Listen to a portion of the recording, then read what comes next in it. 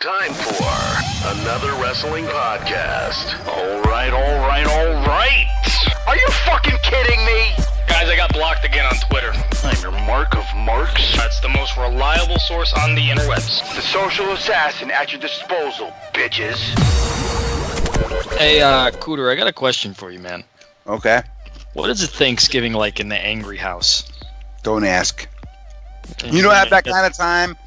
You don't. You really don't have that kind of time for me to explain it. We want to keep this show short for the holidays, bro. But yeah, you got the angry mom, and then you got yourself who's angry. It's you can cut that tension with a knife sometimes, I think. Oh, you got a fucking pussy ass father. You got a sister who's a douchebag. You got an angry fucking mom. You got my fucking crazy ass. Yeah, it's and then you got some new people in the mix. You got my fiance. That's always fucking fun. You got to be a lunatic to say yes to marry me. So yeah. Go ahead. Coming this fall to ABC. Come to dinner, Mike. You're always invited. You really want to get a show here? Fucking get a camera crew and come over to my house. The Angries. That's going to be called. The Angries. Oh, man. Well, all right. Happy Thanksgiving.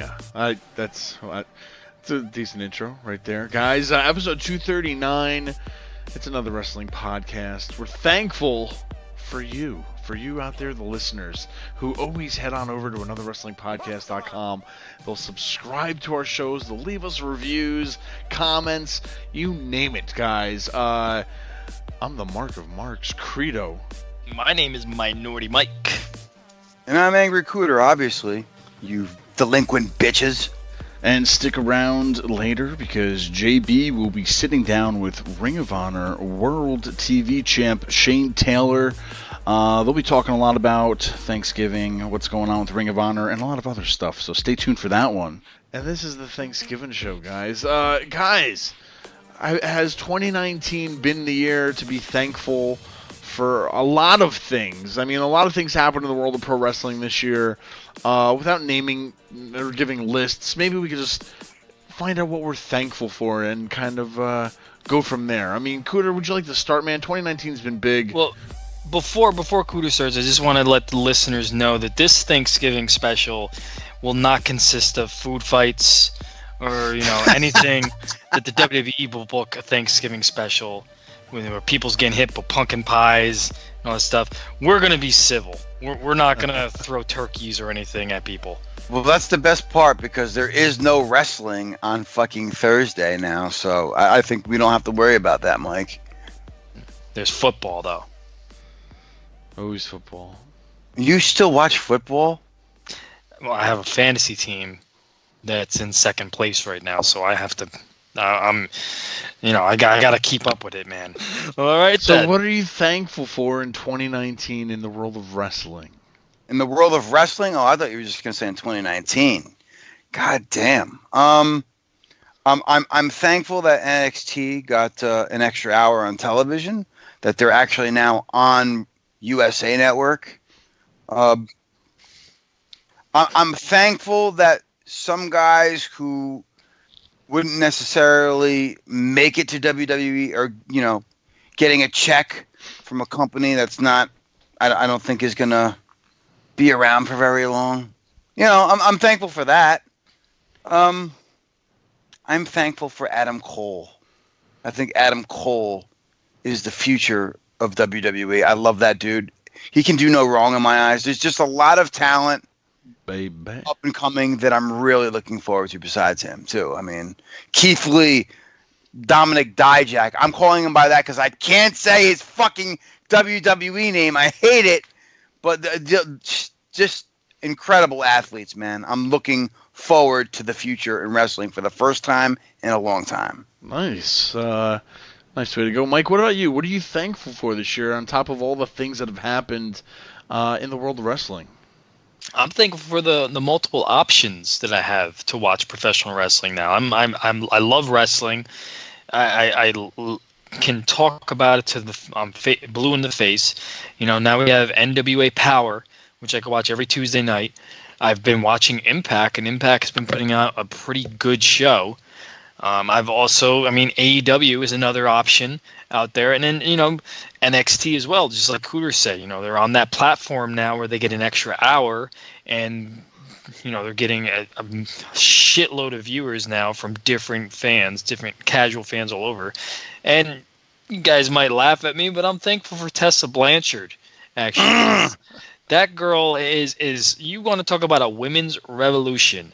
That girl is impressing me every time I tune in Impact. She is the number one contender for the Impact World title right now. You would never have predicted a woman wrestler wrestling for the world title. They're making history over there, man, and she is definitely very fucking good, and she holds it down with the men. So I'm thankful for that. It's been entertaining for me.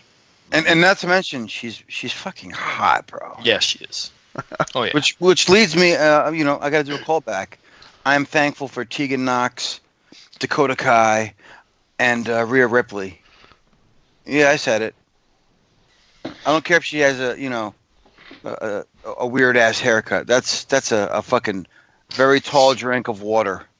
No, yeah, guys, definitely thankful for a lot of these things. I think it's thankful that how well pro wrestling is doing in general, overall. It's like the territory system, if you will, again. If you think about it, it kind of is in a way, which is good. It's a good thing.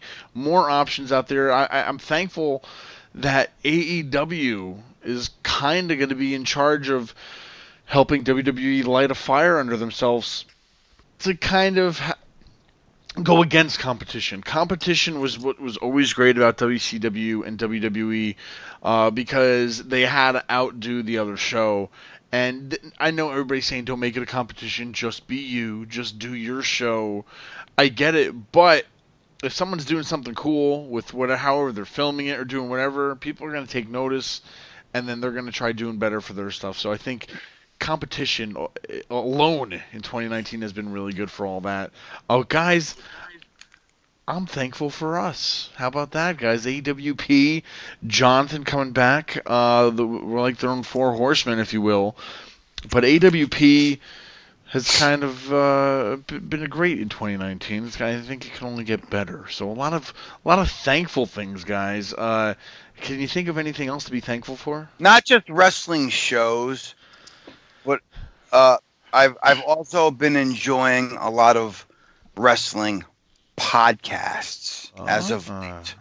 So let me throw out a few notables. I love Tony Schiavone's What Happened When Still.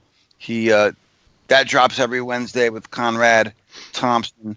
They do watch-alongs. That's just a funny fucking show. Tony Schiavone is probably the most underrated funny person that I've ever heard on a podcast. Arn's got a pretty good podcast with Conrad. Yeah, he does. Just to hear him tell stories, I didn't expect Arn Anderson to be a good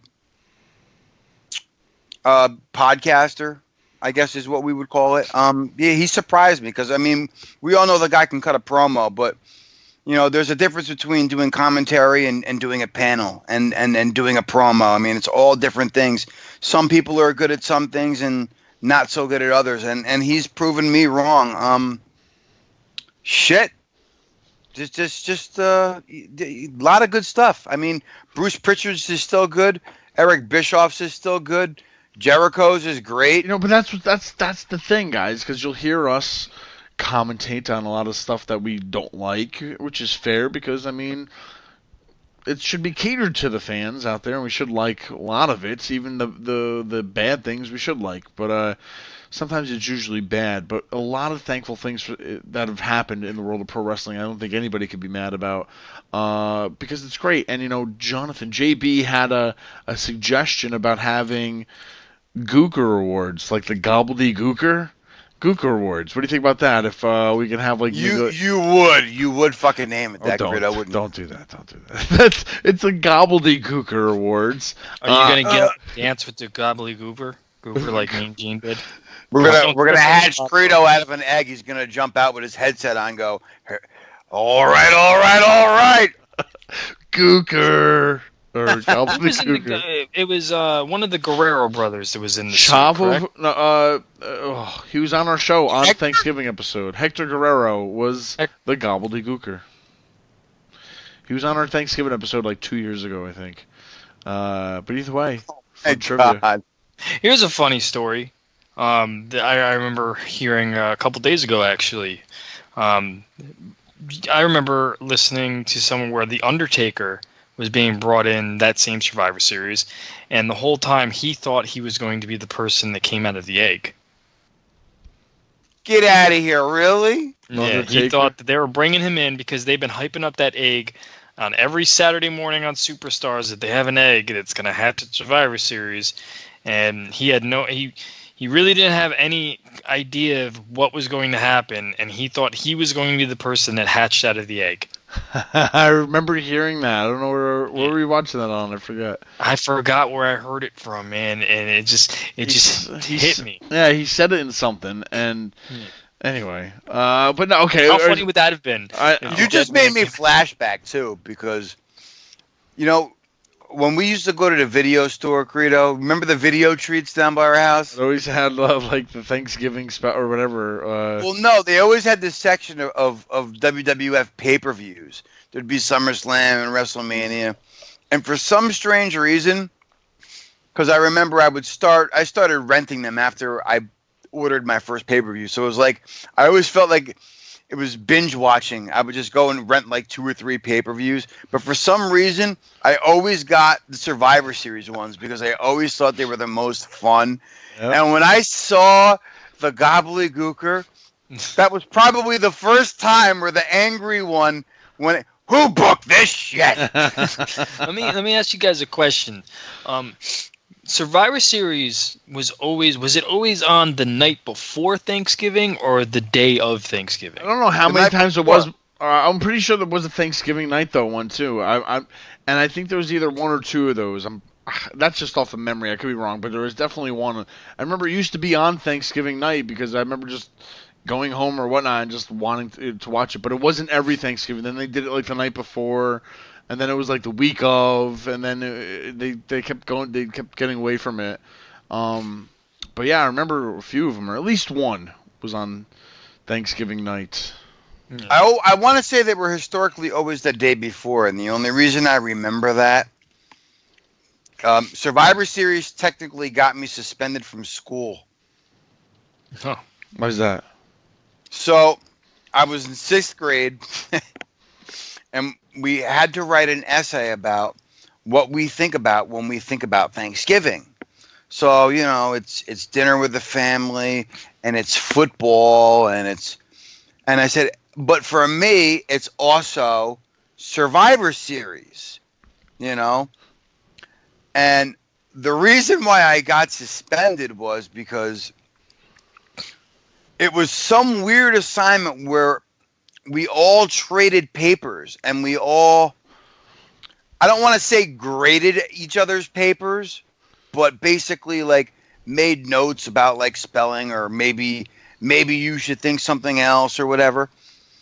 And the kid circled, I think about Survivor Series, and he said something along the lines of, "This doesn't apply to Thanksgiving." And when I read that in the middle of the class, I keep in mind I was in a Catholic school for 6th grade, and I stood up. I said, "What the fuck are you talking about? Survivor Series is the day before fucking Thanksgiving. It's the one good thing that I like about Thanksgiving. What the fuck is wrong with you?" 2 days for swearing multiple times in the middle of class. Well, here's the fun trivia question, or the fun fact. Survivor Series was originally created to be a Thanksgiving tradition, as the first 8 Survivor Series events took place on either Thanksgiving Day or Thanksgiving Eve. On Thanksgiving Day was 87 to 90, and Thanksgiving Eve was 91 to 94. So yeah, at least the first 8 Survivor Series events took place around then. So it's a long time, almost just shy of a decade. As well, before we get to the awards, the Gobbledygooker Awards, the Gooker Awards, whatever. JB is here right now with Ring of Honor World TV Champ Shane Taylor. All right, everybody, welcome to another Wrestling Podcast. I'm JB, and today we have a very special show, a Thanksgiving-sized show, if you will.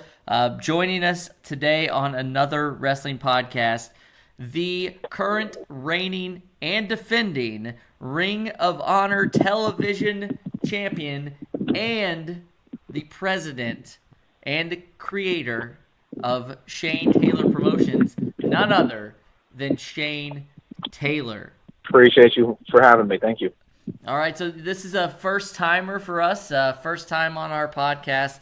And, you know, you're really busy. You're in Ring of Honor right now, going around the world defending that title. You know, with the other promotions that are out there right now, it's important for me. I always like to know how the people feel about where they're at. So Ring of Honor, it's referred to by some people as, you know, a second or third to WWE. Where do you put the level of talent and the promotion itself, Ring of Honor? Where do you put that amongst the other wrestling promotions today? From our roster, top to bottom, I believe that Ring of Honor has the best wrestlers in the world. I don't think that if you put together a 10-man team and gave everybody 5 matches, that there's anybody in the world that's outperforming us. So that's where I feel we sit. Obviously, from a financial point, you know, you have your unquestioned number one, but we're not trying to compete with them. We're not trying to compete with anybody else. We're just simply doing what we do. And I mean, that's really all you can do in a world where people want to create things where there isn't, and you know, and trying to jump on the bandwagon of the latest thing. All we do is continue to put out the best wrestling on the planet and do what we do best. Awesome. Now you mentioned that roster. It's a who's who, really. You've gotten to wrestle some of the best, as you're mentioning, in the world. Who do you feel like you make the most magic with while you're in, or while you've been in Ring of Honor? Really, we know that you've went up against, the people that are no longer with the company. Again, a relatively who's who of the business. So, who do you see across that ring, and you think, you know, this is going to be a tough night, but this is also going to be an awesome night? I mean, that's the thing, though. Is that's just about everybody you pointed out on the roster. You know, I just had, you know, another match of the year caliber performance against Joe Hendry in the UK.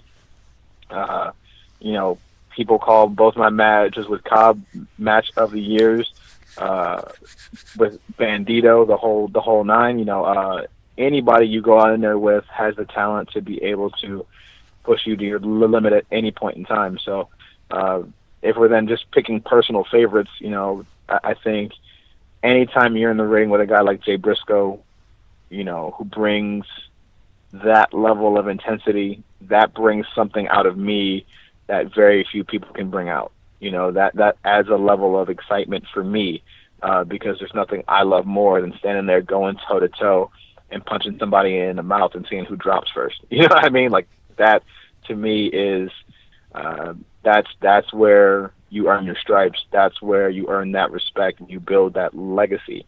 Everybody wants to be the greatest, but to me, greatness is subjective. You know, people that may not like my style of wrestling won't see me as great. You know what I mean? They will put a million other people in front of me because that's just the style of wrestling that they like. But nobody can judge or, you know, degrade who's the baddest. You know what I mean? And that to me is more important. I don't want to be the greatest of all time. I want to be the baddest of all time. That's awesome. Awesome. So you spoke a little bit about earning your stripes. You have been, correct me if I'm wrong, but you have been wrestling since around 2007. Yeah. 2007. With that, you know, that's quite a business, or quite a good amount of time in the business. Are you surprised, just, you know, from breaking in 2007, that you're still wrestling? Is that something that did you think that you would have this long of a shelf life already, or is it surprising to you to still be wrestling today? Well, I never really went into it with any preconceived notions. I knew that I was going to bust my ass and work hard, and I knew what my goals were, and it was never to stop until I reached those goals. So if it took me, 2 years to make it to where I wanted to, then it would be, I would have set new goals, and I'd still be doing this in some form or fashion somewhere. So I've seen myself always doing this for as long as I can. So yes, did I think I'd make it to ROH? I wasn't sure. You're never really 100% sure. Anybody that says, "Oh no, I knew," you're full of it. You know what I mean? Like you had your doubts just like everybody else. But I knew with the people that I had around me and the work that I was doing, the work that I was putting in, that I was going to be successful somewhere. It just happens to be that it's in Ring of Honor. Now, when you started out, like we said, 2007, did you kind of have an idea of what your persona, what you wanted to do, what you wanted to be, and also like how important was it to be true to yourself during that whole process? Well, it's the common thing now to say that the best characters in wrestling are versions of yourself just turned up. And when you first start, you have to find out who it is you are in the ring, who it is that you're trying to be. And it took years of figuring that out, but a lot that helps with that is being in the ring with people better than you. And once I was able to hone in on who Shane Taylor is, what I'm trying to do, and what I'm trying to be, that's when things started to take off. And the fun part about that is not only do you grow and evolve as a person, but you grow and evolve as a wrestler. So, the same views you had when you were 20, you don't necessarily have when you're 30. Things change. So in that, I've been able to change who I am in the ring, how I present myself, and the goals that now I want to achieve inside the ring and outside of it sort of mesh now. So it creates the perfect balance for me when I'm able to perform.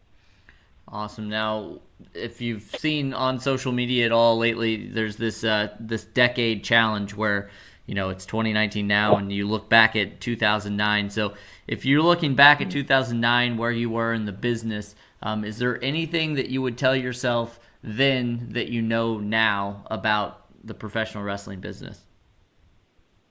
Oh, there's a bunch. I think primarily the number one thing being don't take things personal, and learn to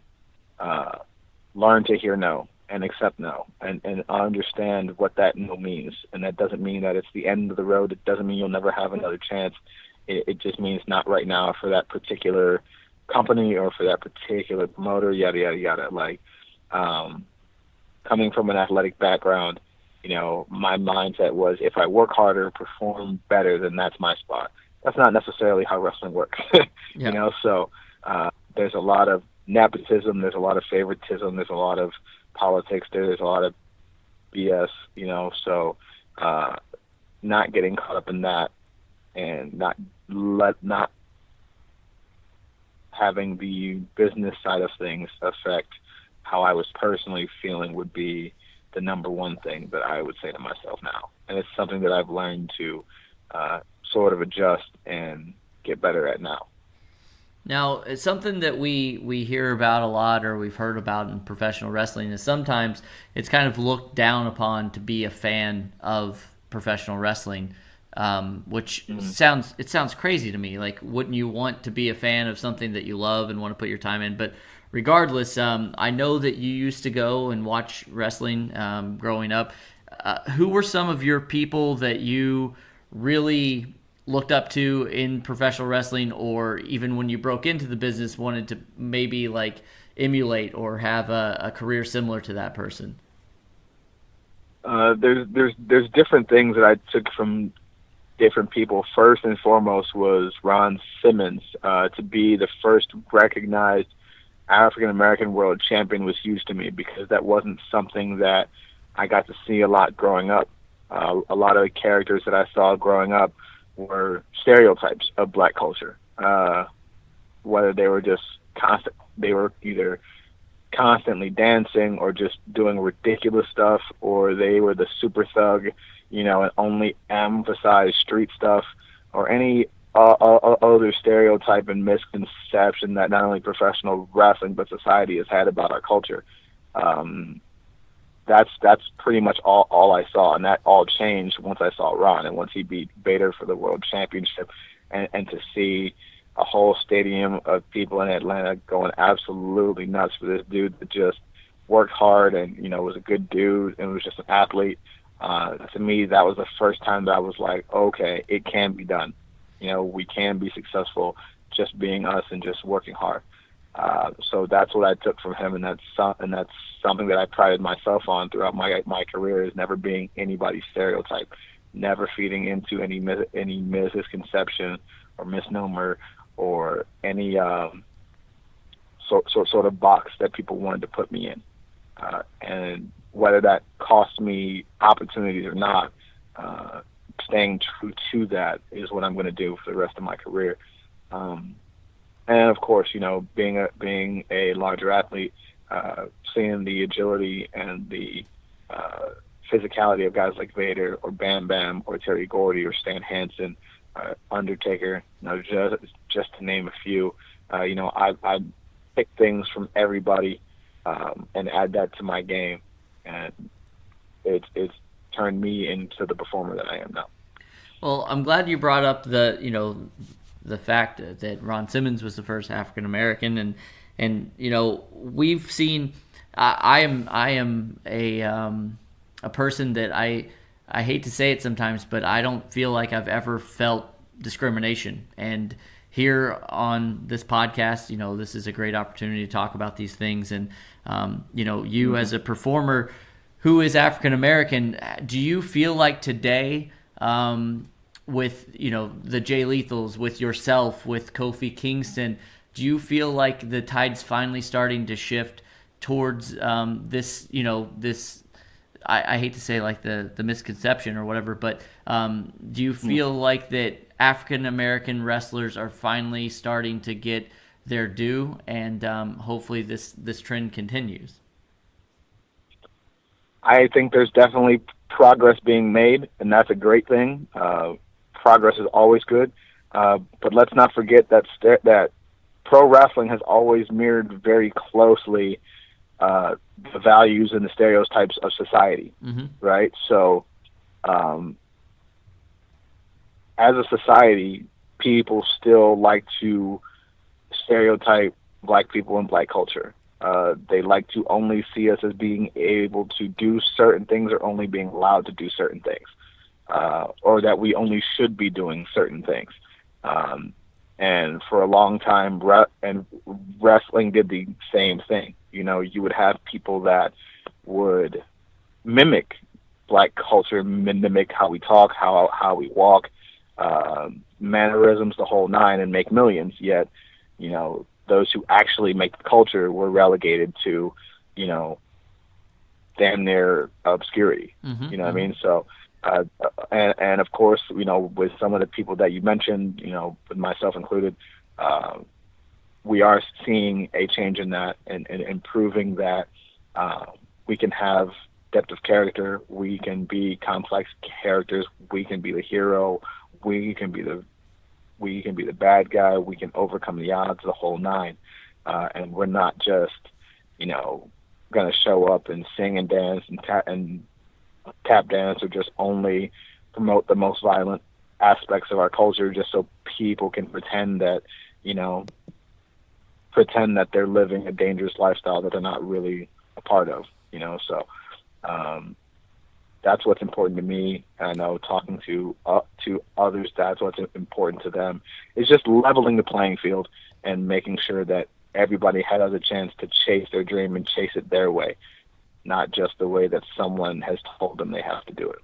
Absolutely. It's surprising too, obviously you're a professional wrestler. I'm somebody who interviews people, and we both probably in some way, shape, or form see the dirt sheets and everything. And there's been a lot about race lately. You've seen some stuff down in NXT with in WWE. Also this past week with Jim Cornette. What for somebody who is on the other side of that, what are things that you think can be done that kind of help steer the ship the right direction? It's still kind of mind-boggling to me. It just really is that it's 2019 and that there's still this sort of racism happening. So, is there anything? I know I'm not asking for the magic bullet, but like, what can be done? Well, there's a lot that can be done. First and foremost, I think it requires whoever's marketing teams or approval teams or whoever is in charge of, getting these things to air or dealing with talent to have people of different backgrounds and ethnicities in these groups and in these meetings, because a lot of that, is going to stop when you have people of other cultures and backgrounds in these meetings. For example, if there was if there's a T-shirt design that is of poor quality, if you have more people on your team that are of that background and they see that, they can point out to you, hey, that's probably a bad idea. We should probably go in another direction. And then you miss all of this. You know what I mean? Like None of that ever has to happen because it never leaves the planning stage, because you've got people in positions to handle things like that. So that's the first thing. You have to have, if you're going to market different backgrounds, you have to have different backgrounds represented on those marketing teams, so you know what you're talking about. You have the cultural knowledge, you have the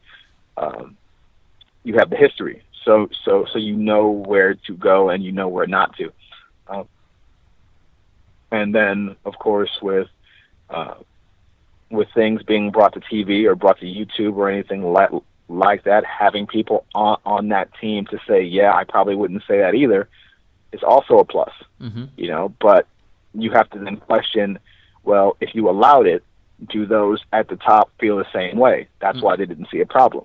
You see what I'm saying? Yeah. So it goes much further than the performer. It goes to the very top of these companies. And, there are a lot of companies, and this is since the beginning of wrestling. So it's not just it's a problem for this company or that one. It's all over. That as an African American performer, you do have people in power in different spots, but you have them in power, and they do feel that way. They do feel that you only should be this, or they don't see you as talented as the next person, and they already have those preconceived notions and stereotypes about you. So they do things to test you. They do things that would drive anybody nuts and put anybody in a situation where they would be angry. But as an African American performer, once you then become angry like anybody else would, then that's their excuse to say, oh, you're unprofessional. You're hard to work with. You are, you're causing a problem. And then you just feed in and give them a reason to do that to the next person. Right? So you're forced with the option of taking it and enduring it and not saying anything, or standing up for yourself and then possibly losing your job. So it's a very tough road to go down. I am thankful that I am now in a place where I get to work and not have that be an issue. Other people aren't so lucky, so, but it is on all of us still to work as hard as we can to eliminate these type of things in any company that it happens in, and create a better world for the next generation of stars. Absolutely. And it's important to talk about. It's heavy, but it's important because, there are so many kids out there that watch the product, and there's so many, people that watch it. And it really is such an amazing art form and sport that really, a lot of trends come out of professional wrestling. You hear catchphrases or whatever. So the way that people, the way that people are portrayed carries, and so it's important to kind of have these positive role models and reactions and everything. So I'm glad that you were willing to talk to us about that. And but I want to get back into this real quick. Ring of Honor Television Championship. World Television Championship. World Television Championship. Yes. It does. It makes a difference. It really does. It does. Yeah. So, hard-fought battles all around with you. Where do you see taking this title? It's we're talking right now. It's November. It's you're knocking on 2020's door. Where do you see not only taking the World Television Championship, but Shane Taylor in 2020? What's in store? I mean, I plan on, and I made no bones about it, I plan on breaking Jay Lethal's single reign championship defense record. He is seen as the standard bearer, the gold standard of Ring of Honor. He is the epitome of what people think of when they see and hear the word champion. And I want to eclipse that in every single way. Because again, I am not an office champion. I'm not a guy that's going to toe the company line. I'm going to do things my way and do things the way that I want to do them, the way I believe they should be done according to my vision. Not everybody agrees with me, but that's fine because I only need my guys to agree with me.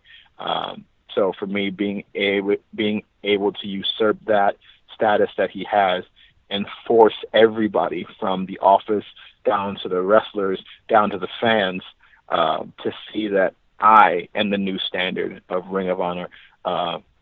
That to me is what's important, to be able to have the presence of mind and to be able to have the legacy that even guys from past generations of ROH would look at and go, oh wow, that's his era, that's his company now. That's what I want. And we're just getting started, going into 2020, final battle, Dragon League, December 13th in Baltimore.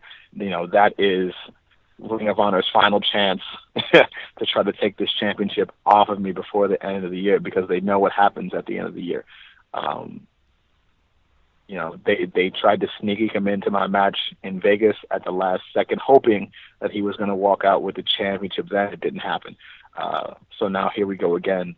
Now he has this one-on-one shot. Nobody else is involved.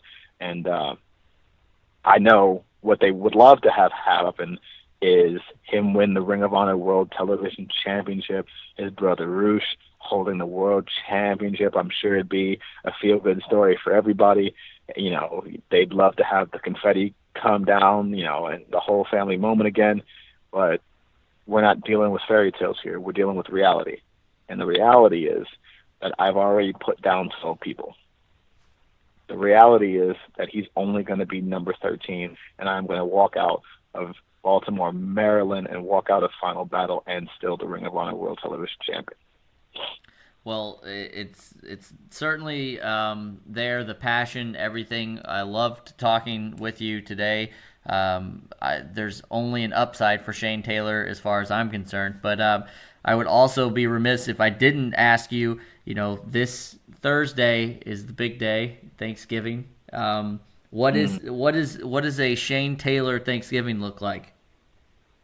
Oh man, it's different now that I live in Texas than when I lived in Cleveland. Because Cleveland, I was there with my family. We'd have the aunts and the uncles and the grandmas, Meg and all the favorites.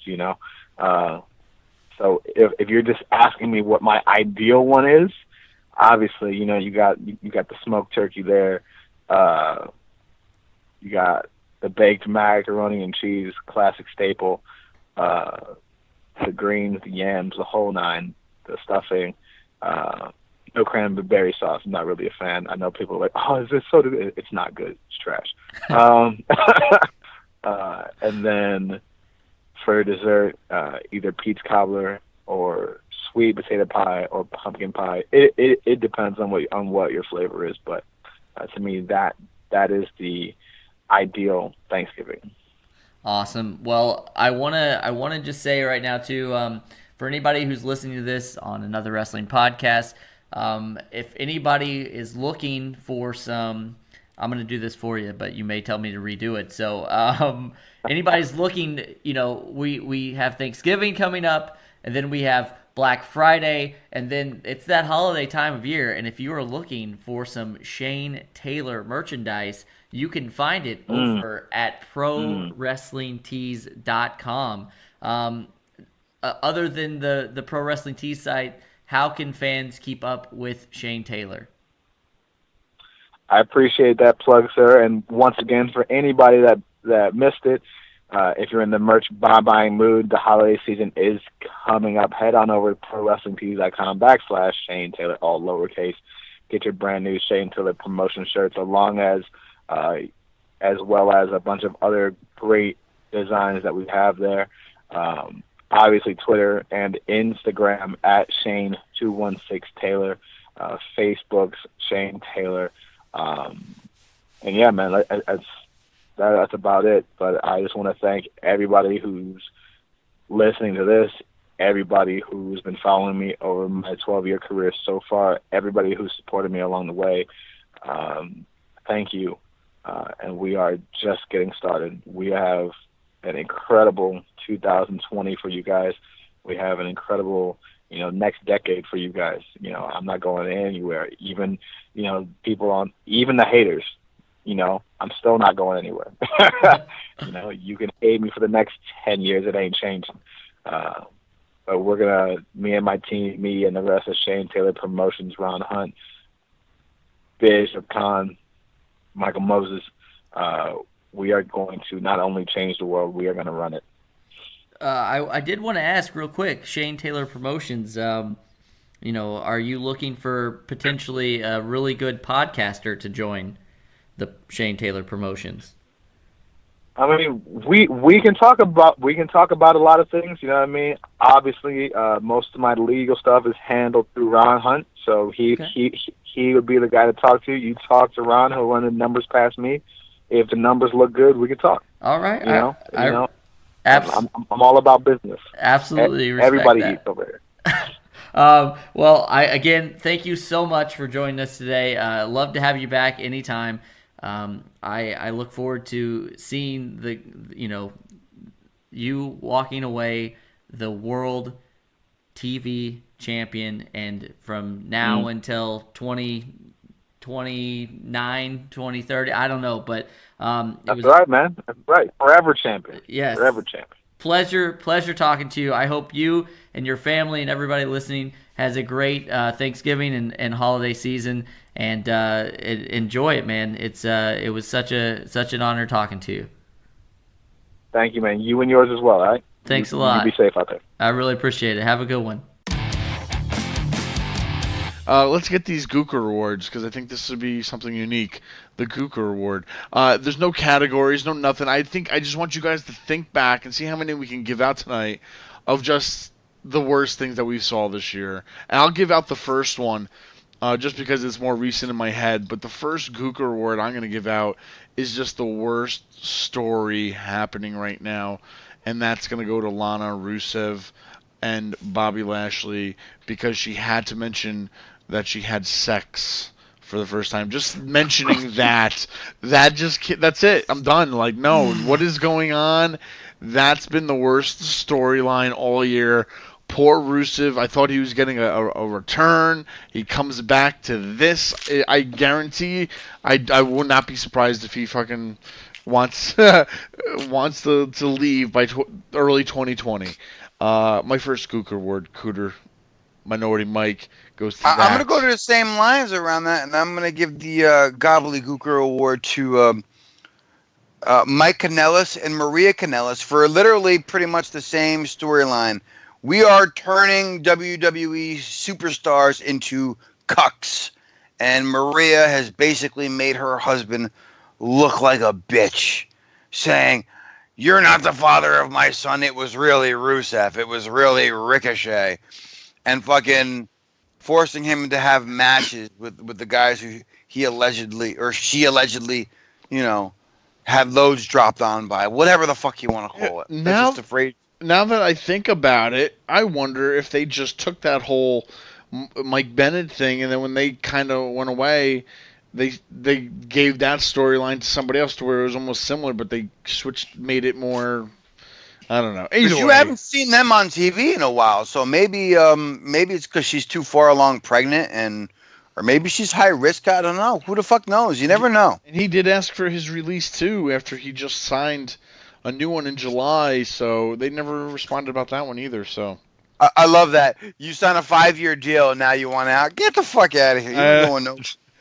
The only place you're going is to catering with EC3, motherfucker. What are you talking about? Mike, how about you? What do you have a Gooker award you want to give out? I do. It's not to a person. It's my Gooker award goes out to the wild card rule. It was absolutely fucking terrible. It's a wild card. I had an epiphany.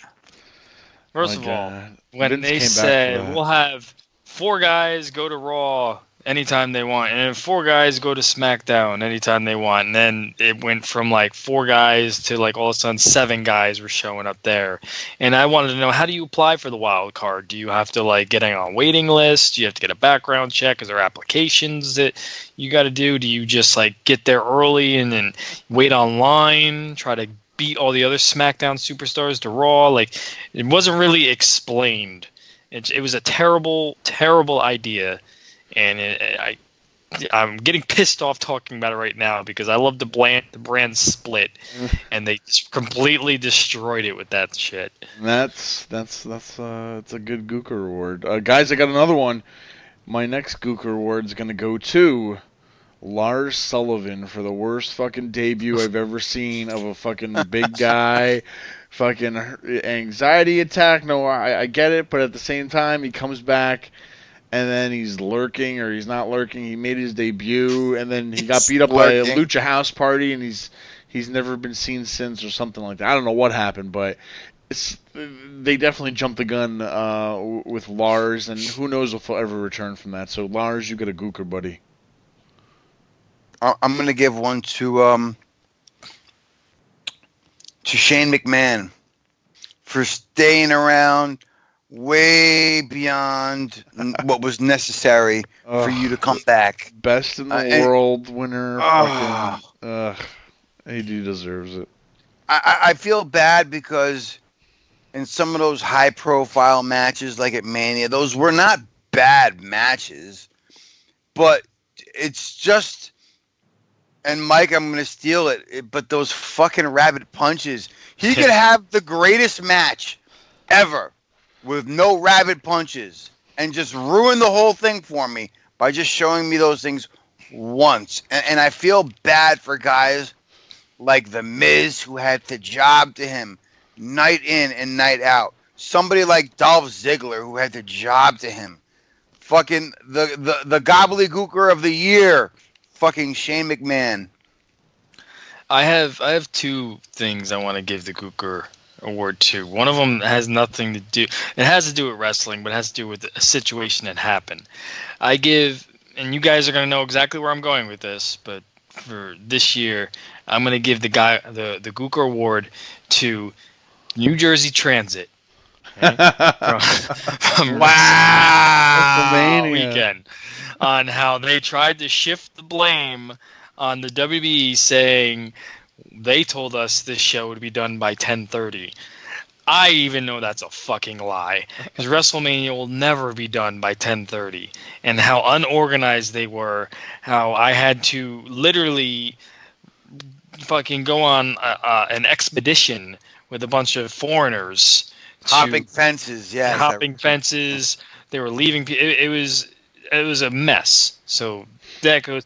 And we talked about this a week ago, but is it fair to give Jim Cornette the Gooker Award for what he did with the No. I think we give that to NWA because A, you know who you hired, and B, your dumbass didn't edit it out. Fair After enough. how many weeks of having that in the can, you didn't edit it out. I'm giving that to NWA. I kinda- can't blame Jim Cornette on that one. I can't. I don't want to give it to the NWA as a promotion. I want to put it on somebody like Dave Lagana, who There you go. Give it to him because you know what? He edits, right? I think it gets past him. He's one of the people, one of the eyes that I know of. So yeah, Dave Lagana, you've been doing a great job at NWA, but you let that slip. You know what? We got to make mention since you brought up New York or New Jersey Transit. I remember how long it took me and Credo to get out of our getting out of that press parking lot. Yep. and getting back to that hotel in about 15 minutes, and that was with wrong turns and forced to eat dinner from the vending machine. That was a rough night for us, Credo. Oh man. We recorded part of that podcast in a hotel room while he was eating a big Texas bun, and I think I was eating Twix or something. That's it, man. No better memories for that. But how about this? I got another Gooker Award. The Gooker Award goes to Roman Reigns' cancer returning. No, I'm kidding. It was supposed to be a bad joke. That he was in. We'll cut that one. Remission, but no. Listen. You know what? I got another one I'm going to have you cut right now. My Gooker Award goes to Steve Credo for worst text of the year. Pissing next to Pete Dunne. Oh, that's great. I love it. I had a real one, too. I think I was going to give it to Seth Rollins and Becky Lynch's boyfriend-girlfriend announcement, how, it was just not needed. I'll give it them. You can't really put that on them. You have to put it on WB Creative. Yeah, they get the announcing. ultimate award. Give one to Joey Janela for drinking too many White Claws. Oh, God. Getting drunk off of White Claws, trying to start a fight on the fucking boardwalk. After a Blink-182 concert with fucking Enzo Amore, of all people. That poor guy, he can't catch a break. The guy's just going to a concert, and you got to have a dumbass like Joey Janela drunk off of White Claws like a fucking sissy. Oh, my God. I don't know. It's fun to think about these, though, because these are on the spot. We didn't Google anything. We weren't looking up, the whole year. So it's like trying to reflect back on what pissed you off the most. I don't know. You should have the listeners tweet to us what their Gooker Awards are. Gooker. You know what? I'm going to throw one out there. Last week's guest, Ken Shamrock. Why? For agreeing to do the dick flip spot from fucking Joey Ryan. Enough with Joey Ryan, the one-hit wonder, because some Japanese guy who Credo probably doesn't like fucking agreed to do the dick flip. Now you are an internet sensation, and now you have everybody doing it. Even Mick Foley, that whore, agreed to do the dick flip. Enough with the dick flip. Joey Ryan's also getting the Gooker Award. Fuck him. Joey Ryan, how about the 24/7 championship is going to get the Gooker from me? Because they could have made that so much more better, and now it's just a fucking R-Truth prop. I get it for certain things, but at the same time, it could have been another cool title, a live championship or whatever. That's it, man. 24/7 anywhere. It could be defended at house shows a lot more. But it didn't need to be so many silliness to it. There didn't need to be so much mid-carders chasing after it all the time. I mean, maybe they could have done that with some people, but I don't know. It could have been made into another serious championship, and now it's just a joke. I get it. It's supposed to be part of it, whatever. But either way, it's getting a Gooker from me. I would give my last Gooker Award to the current Raw commentating team. Ooh. Because good one. And it sucks because Vic Joseph is good. Is Dio Madden still dead? He's not. And he's still dead from totally Brock killed him Lesnar. off for TV. They don't want him on anymore. And the thing is, it sucks with Dio Madden because he just got thrown to the wolves without much experience. And then you have Jerry the King Lawler with his Attitude Era jokes still. Hey. And he's the problem because he steps on everybody's toes. Even that one week where they had Samoa Joe on there, at first I didn't like Joe, but once he fucking learned to just talk over Jerry and keep talking and not let that fucking old idiot fucking interrupt him, Samoa Joe reminded me of Taz doing the SmackDown commentary, and I was really enjoying his analysis. And then all of a sudden, woohoo! Fucking Homer Simpson, a.k.a. Jerry Lawler, has to say something stupid. What happened to him? Is he just here at his arm? He break his arm or what? Like, why has he been doing commentary? He has something with his thumb. He had surgery. I don't know the specifics of it, but it's a thumb injury. I don't know, guys. Any other Gookers you want to give out? Because it's been good trying to reminisce. I mean, we loved a lot of 2019, but there's also been a lot of stuff we complained about. So it's good to vent him, give him an award, I guess, for pissing us off. You know what? I got a Gooker Award. He's got one. Steve Credo. What? Getting Why? another. Because when we were driving to WrestleMania and we were recording a podcast, it was probably one of the greatest episodes to never be heard because somebody wasn't recording the show when he said we were recording 40 minutes. the fucking show. We talked for 40 minutes. And it was probably some of the best Nia Jax jokes that I've ever said, and I can't even remember them. But I know we were laughing so hard, and then he just looks at me and goes, dude, I'm so sorry. And I'm like, what? We're not recording. So Steve Credo gets the fucking Gookler Award for fucking... I've heard Goobers and now Gooklers. It's Gooker. We got the Gooker Award. I love it. Gooker Awards. Man, either way, we were thankful. We hated a lot of stuff. Guys, it's Thanksgiving. Are you Thanksgiving wasted? Are you turkey wasted? Are you done? It's the holiday season, though, guys, and you know, pretty soon it's Christmas, and then a new year, another new year. Man, from our families to yours. Don't tug your peckers.